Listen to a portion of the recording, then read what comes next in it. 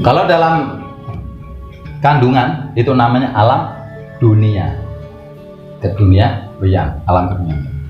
Kemarin sudah saya jelaskan ya, hasil olah dari rasa sayang ini akan muncul kandungan ini. Maka saya bilang alam kandungan ini alam duniawi, timbul dari rasa sayang, bukan rasa kasih loh ya, tapi rasa sayang. Karena orang itu sayang, akhirnya hamil, mengandung. Semua. Makanya jenengan kalau sayang selalu sayang berarti jenengan keduniawian. Bobot. Hanya ini ciri-ciri ya. Jadi jenengan ini nanti menilai orang ini nggak usah pakai bertanya atau apa. Jangan lihat saja sudah tahu. Jangan belajarlah dari orang hamil. Orang hamil itu setiap hari, kalau orang bilang ini pingin apa itu, ya ada ya, ngidam ya, rasanya ngidam. Nah, sama enggak? Orang ketika keduniawian, cangkemnya gerejo, mulutnya pingin beli ini, pingin ini, memaksa enggak? Harus minta dibeli ini, sama enggak? Ini tak buat ibu-ibu ini biar berkaca nanti. Orang hamil itu loh ya. Ini alam kedunia. Jadi jangan sampai keduniawian, jangan main gerejo terus pingin ini ngidam, alasan ngidam.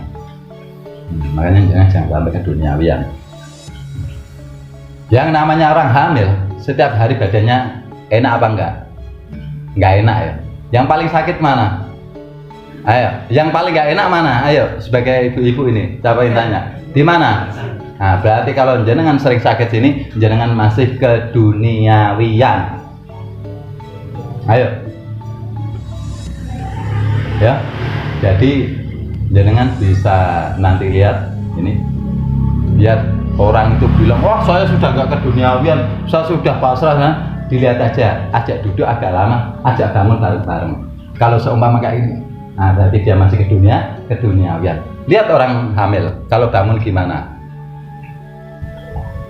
Gampang nggak? Jadi kita nggak butuh ini, tapi butuh hati.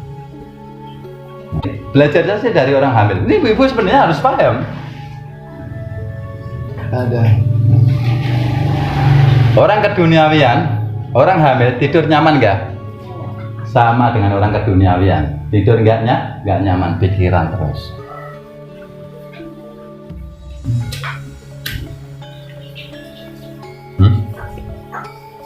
Orang hamil kemana-mana selalu kepikiran. Sama. Orang keduniawian selalu kepikiran, nggak tenang ya. Ini. Maka saya bilang kandungan, alam kandungan ini adalah alam keduniawian. Ya.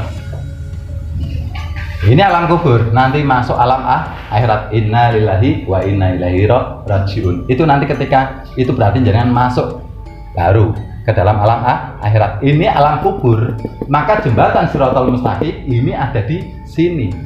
Disimbolkan rambut satu dibelah 7. Yaitu rambut itu simbol daripada kederajatan. Berarti masuk ke raga, kederajatan dalam raga, kederajatan dalam keduniawian. Kederajatan dalam keduniawian. Nah. Maka disimbolkan dengan rambut satu dibelah 7. Yang melakukan adalah dohiriyah. Melewati hari, Jumat, Sabtu, Ahad, Senin, Selasa, Rabu, Kamis. 7. Melewati jembatan Shiratal Mustaqim. Ya. Jadi jembatan Shiratal Mustaqim itu ada di dunia ini. Marrabuka juga ada di dunia ini. Tinggal jenengan bisa menjawab apa tidak. Kalau jenengan tidak bisa menjawab, nanti ketika inna lillahi wa inna ilaihi rajiun, jenengan tidak lulus. Ketika jenengan tidak lulus karena jenengan diinterogasi, karena jenengan jadi saksi jenengan akhirnya jelek, salah, jenengan akan masuk penjara atau dikatakan neraka. Ya. Di sini. Hati-hati ya. Jadi jenengan di dunia ini jenengan masih di alam kubur. Jenengan dikubur dalam petak 1x2, yaitu jenengan disuruh mengabdi kepada Allah dengan berpegangan Al-Quran dan Al-Hadis, syariat dan makrifat. Saya mau nanya, kira-kira orang dikubur mempunyai apa coba? Nggak punya apa-apa. Makanya saya bilang, semua itu titipan Allah. Kita ini nggak punya apa-apa karena kita sedang di alam kubur. Semua hanya titipan Allah. Ya, ini penjelasan ini untuk jenengan resapi benar-benar, karena jenengan sedang di alam kubur. Alam kubur ini apa? Ketika dibawa aja disimbolkan dengan uang koin yang dilempar. Ini yang di dalam pendosa nggak turun, ambil ya. Yang tadinya punya mobil mewah, ya. Ketika mau dibawa ke liang lahat, naiknya apa?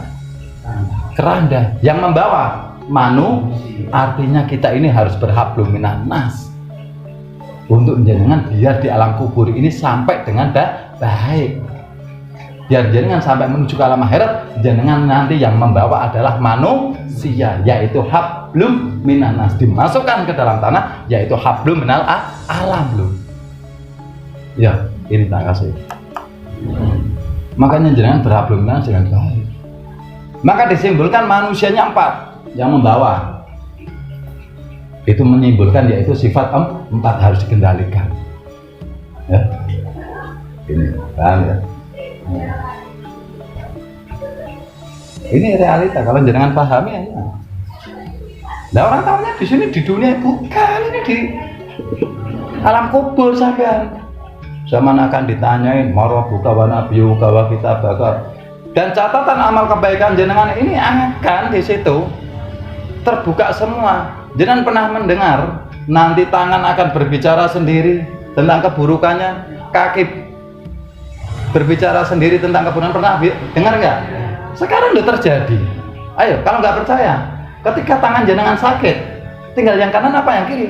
Oh, orang berarti itu. Akhirnya cerita jenengan, waduh tangan saya yang kanan sakit. Oh, berarti jenengan ini sering ya, ngasih tapi jenengan kurang pas, ataupun kurang pas masalahnya jenengan bukan karena Allah tapi karena jenengan pengen kederajatan. Akhirnya tangan jenengan sakit loh. Makanya kan kemarin saya bedah semua itu dari ujung rambut sampai ujung jempol, berbicara semua nggak akhirnya organ tubuh jenengan ya. Bahkan jangankan yang di luar, di dalam pun ketika itu salah tetap akan berbicara. Contoh pita suara jenengan, pita suara ketika jenengan sering pakai tidak baik untuk ngomongin orang, untuk ngomong yang nggak pas, untuk sering bohong, akhirnya protes dengan batuk. Jadi jenengan nggak usah bilang, semua organ tubuh jenengan ini sudah mengatakannya. Namanya dengan sandi. Ya, paham ya? Kan jenengan sudah tak pelajari ya dari wudhu itu loh. Nah, ini nyata. Makanya jenengan diam 1000 bahasa pun tetap ketahuan. Makanya baik dan buruk ini bisa dilihat dari tingkah laku. Dari tingkah laku. Orang itu nggak mau cerita pun tetap ketahuan. Sebenarnya bukan kita ini sakti, nggak ada yang sakti. Yang sakti itu hanya Allah Ta'ala. Ya, tapi adanya kita bisa membaca simbol ya. Jadi ingat, di sini di dunia ini inilah yang namanya alam kubur. Alam kandungan itu adalah alam duniawi. Maka di dalam alam kandungan ini tidak mempunyai apa-apa.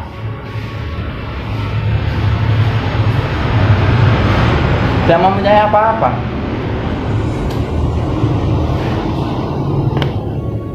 Walaupun yang ngandung punya rumah besar, punya tanah besar, tapi yang di kandungan apa merasakan? Kan enggak merasa mempunyai apa-apa kan? Nah ini. Maka tinggal 2 pilihan, lahir ini, hidup apa mati. Nanti ketika kita sama di innalillahi gak selamat atau tidak selamat. Tahu. Maka belajarlah dari orang hamil itu alam duniawi, belajarlah. Maka disuruh ketika orang hamil ini disuruh banyak membaca sholawat, ya. Ada lagi yang menyuruh membaca surat Maryam dan surat Yusuf. Ya, ini biar bagus, ini harus bagus tindakannya, bagus akhlakul karimahnya, bagus ucapannya. Ya, bagi ibu-ibu sebenarnya lebih gampang kok untuk belajar keduniawian ini. Sebenarnya kalau sadar, tapi kan yang namanya manusia itu banyak membantahnya. Sudah dikatakan ya, ibu-ibu kan sudah merasakan hamil itu rasanya kayak gimana. Lah itulah alam duniawi. Jadi kalau jenengan sama saat ini seperti orang hamil, berarti jenengan masih keduniawian ya. Ingat ya, paham. Jadi di sini ini bukan alam dunia tapi alam kubur. Ayo kita siap-siap untuk masuk ke dalam namanya alam akhirat. Di sini bukan alam dunia tapi alam kubur. Marroh buka di sini. Kita dikumpulkan di padang mahsyar yaitu dunia. Bagi orang yang banyak amalnya, banyak melakukan ibadah kepada Allah, dia akan mendapatkan air minum, artinya ilmu, ya, yang mau mendekatkan kepada orang-orang soleh. Marobuka itu ada di sini. Jadi ketika jenengan pengen menjawab bisa wa nabiyuka, wa kita bakalan opo kitabe sampean, apa kitab jenengan? Ya, jenengan harus jawab dengan tindakan. Tindakan apa? Belajar kitab-kitab suci Al-Quran, membedah isi-isinya untuk dijadikan tindakan, bukan hanya sekedar belajar. Kalau belajar pun jangan tidak jadikan tindakan, ya nul ya. Hati-hati ya. Apa yang sudah dikaji dalam Al-Quran segera dijalankan. Karena kematian, ingat, kematian ini nggak menunggu jenengan harus baik dulu. Kematian ini nggak menunggu jenengan harus beribadah dulu. Kematian ini nggak menunggu jenengan tua dulu. Kematian ini nggak menunggu jenengan harus sakit dulu. Kematian ini nggak menunggu jenengan harus zakat dulu, ya. Kematian itu bisa datang kapan saja. Tapi jenengan yang harus menunggu kematian.